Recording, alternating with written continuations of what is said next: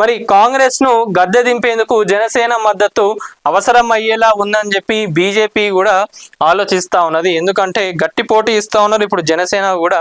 ఇప్పుడు మనం చూసుకున్నట్లయితే ఆల్రెడీ తెలంగాణలో హైదరాబాద్ లో మణికొండలో కూడా ఆఫీస్ అయితే ఓపెన్ చేయడం జరిగింది. ఇక్కడ ఉన్న లీడర్స్ ఎవరైతే ఉన్నారో వాళ్ళని కూడా పార్టీలోకి తీసుకుంటా ఉన్నది. మరి కొన్ని ఏరియాస్ నుంచి ఆల్రెడీ కొంతమందిని ఫైనల్ చేసినట్టుగానే కూడా మనం జనసేనలో జరుగుతున్న పొలిటికల్ ఏవైతే ఉందో అవన్నీ కూడా చూడొచ్చు. జనసేన కూడా ఓవరాల్గా ఇక్కడ బీజేపీకి మద్దతుతోనే రెడీ అవుతుందని చెప్పి కూడా మనం చెప్పవచ్చు. జనసేన అధినేత హీరో కావడం ఒక అడ్వాంటేజ్, ఇది వాస్తవం నిజంగా. భవిష్యత్తును దృష్టిలో పెట్టుకొని పవన్ పేరు పెట్టారో ఏమో కానీ కాలం కలిసి వచ్చేలా ఉన్నది. మరి బీజేపీతో కలవడం ద్వారా జనసేన రాజకీయ రాత మారిపోతుంది, ఆల్రెడీ మారిపోయింది, ఇంకా మారబోతుంది, ఇంకా పీక్ స్టేజ్కే ఉంటుంది. కానీ బీజేపీ అయితే జనసేన నుంచి ఎప్పుడు కూడా విడిపోయేటట్టుగా కూడా ఏడ కూడా కనిపిస్తలేదు. సో అదే అంటున్నా, మరి ఆ పేరు ఎట్లా ఆలోచించి పెట్టుకున్నదో ఏందో కానీ ఒక మంచి బాండ్ బీజేపీకును జనసేనకి అయితే కుదిరింది.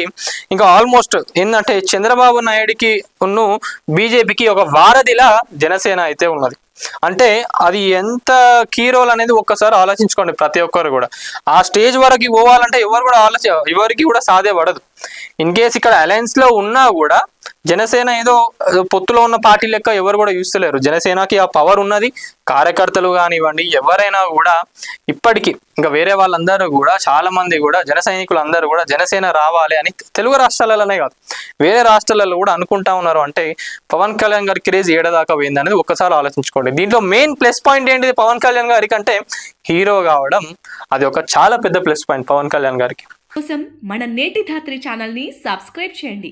అలాగే మీకు నచ్చిన వీడియోని లైక్ చేసి షేర్ చేసి కామెంట్ చేయండి.